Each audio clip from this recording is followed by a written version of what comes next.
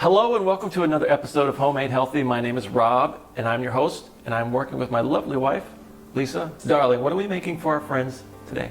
Today we are making low-carb, grain-free cheesecake.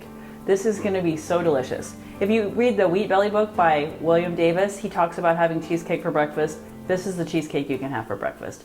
And it's super helpful when you're transitioning from a standard American diet, something that's creamy and sweet.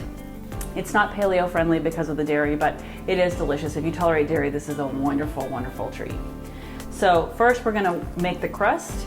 You need a springform pan. If you don't have a springform pan, not the end of the world. You can use a baking dish, a 13x9 baking dish. This just makes it easier to get out? Yeah, and it's nice presentation. Available on Amazon. It is.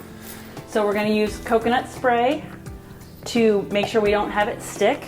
And I got this one at Aldi. You can get it at your local grocery store or Trader Joe's. Be generous, we don't want it to stick. Okay? Next we're going to mix up our crust. We have 2 1/4 cups of almond flour. This is blanched almond flour, which means the skin's not on it. You can use the one with skin, it gives it another layer of flavor, it's up to you. We add 2 packets of stevia Truvia. This is erythritol with stevia extract. You want to make sure that you're careful reading packages. If it has maltodextrin in it, that's actually a real sugar and you want to stay away from that. So erythritol and a stevia extract, excellent. So 2 packets, and then 3 tablespoons of melted butter. And this is just really easy. We're gonna use this to make our crust. Now you want to preheat the oven to 400 for the crust. We're actually going to have the oven at a couple of different temperatures for this recipe. So you just mix it until it's kind of crumbly. It's going to take a few minutes. Don't be shy. Mixing it together. And it's got the sweetener in there. And we just put it in the oven to brown it up a little bit.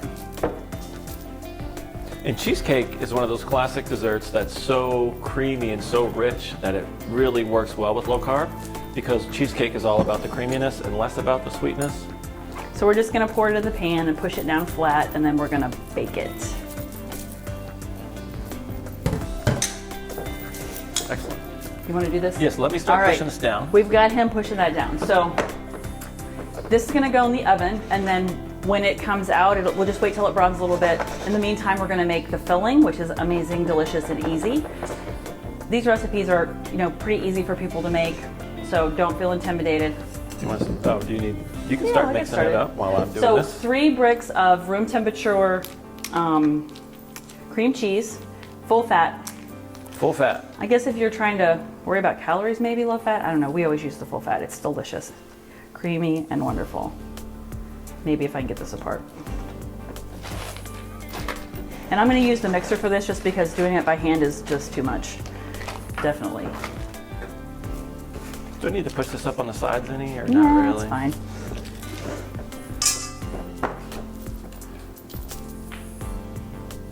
I didn't plan very well that I put that on the other side of you. That's all right. So we're going to mix 3 bricks of cream cheese and 4 eggs. Also, if the eggs are at room temperature, that also helps with mixing, get it mixed faster. We're going to use equivalent of 3/4 of a cup of sugar. And so with this sweetener that I'm using today, that is 18 packets. How does that look? Should I do a little more? That's perfect. So that's what it's going to look like. We're going to put that in the oven. Yep. Okay. And it's set at 400. So he's going to put that in the oven for us. Let me get my last cream cheese. Now this one takes a while to cook, so this isn't going to be a good last minute dessert. You're going to have to plan for this one. So we've got to get that part brown, and I'll open that. Do you need to crack? Oh, you got it. You're going to put that in for me? Yep. Okay, so we're going to do 4 eggs, and like I said, room temperature is better. If they're in the fridge, it's fine. But the cream cheese, it will be very hard to mix if you don't do it at like room temperature. And if you're like me and you forget to do stuff ahead of time, if you have a toaster oven, you can have it in the metal, just in the toaster oven to soften, which is my little cheat that I like. I got those in there. Oh. dropped your towel. Drop my towel. All right, Perfect. so that's going to go in the mixer, right? Yep, that's going to go in the mixer along with a tablespoon of vanilla. Excellent. The packets of the stevia, the sweetener. The juice of a lemon. And half a cup of sour cream. This is going to be so good. You're going to love it. So transitioning is a lot easier when you have amazing treats like this. Yep. So we're going to put it on the mixer. All right, so we're going to let this mix and be right back.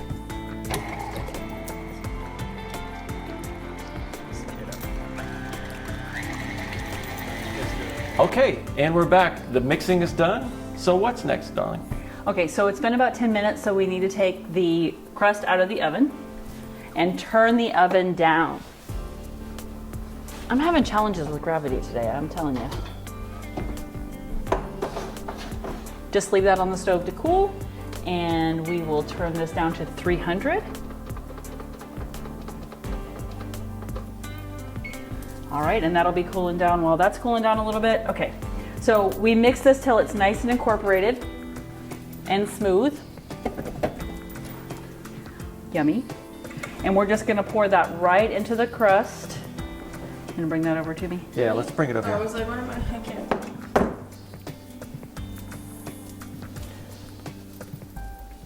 And if you want to make it extra festive, you can actually put sliced strawberries on the top.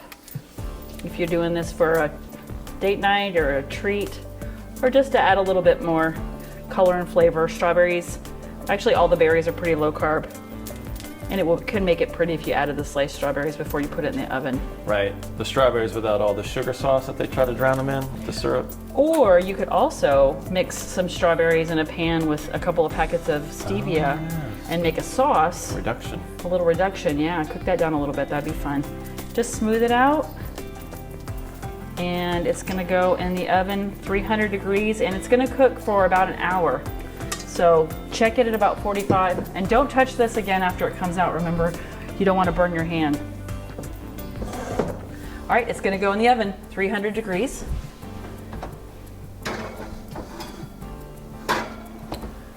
That already smells delicious.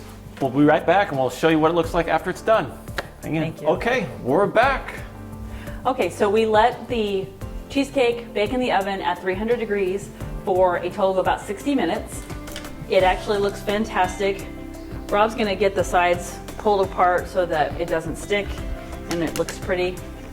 Like I said, this is great for dinner parties, barbecues, super fun and easy. Okay. So you just take a knife around the perimeter, open it up, and voila. Wow. It's so beautiful. All right. The honors. So let's cut a piece. And oh, it's gonna be so yummy. I can't wait Right. to have a bite. All right, here we go. All right, you do the first bite, babe. First bite. All right, first It's bite all you. honors. First bite. This is a classic at our house. It's so perfect. It's so perfect because with cheesecake you want creaminess and a little bit of sweetness, and it comes together amazingly. It's a great low-carb transition food. Delicious. Moving off of the sugars, moving off of the high-carb standard American diet. This is great. This is great. Share it with your friends. Share it with everybody, with your family. That's right. So we want to say thank you so much for watching. We hope you enjoy. Stay tuned for more videos. Subscribe to our YouTube channel. Follow us on Instagram, Homemade Healthy Official. And on Snapchat, Homemade Healthy. So I've been your host, Rob, and this is my amazing wife, Lisa, and we are saying goodbye. Bye.